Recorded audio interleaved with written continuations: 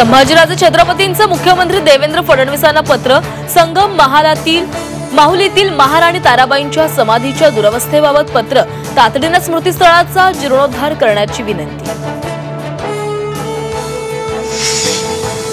नाशिकमधील सिंहस्थ कुंभमेळ्यासाठी यूपी प्रमाणे कायदा करणार। नाशिकसह त्र्यंबकेश्वरचा विकास केला जाणार, मुख्यमंत्र्यांची घोषणा। केंद्राकडून कांद्यावरील 20% निर्यात शुल्क अखेर मागे। 1 एप्रिल पासून होणार निर्णयाची अंमलबजावणी। यापुढेही कांदा उत्पादकांना मदत करणार, मुख्यमंत्र्यांचं आश्वासन। मुंबई मनपा निवडणुकीसाठी मनसे कामाला। मनसेकडून नव्या पदांची घोषणा। अमित ठाकरे गट अध्यक्ष, संदीप देशपांडे यांची मनसे मुंबई अध्यक्षपदी निवड। बच्चू कडू यांचं अन्नत्याग आंदोलन तिसऱ्या दिवशी मागे। मुख्यमंत्री देवेंद्र फडणवीसांच्या आश्वासनानंतर आंदोलन मागे। दिव्यांग प्रश्नांवर एप्रिल महिन्यात होणार बैठक।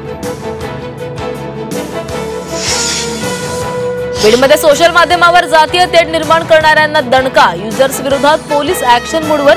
2 दिवसात 8 तरुणांविरोधात गुन्हा दाखल।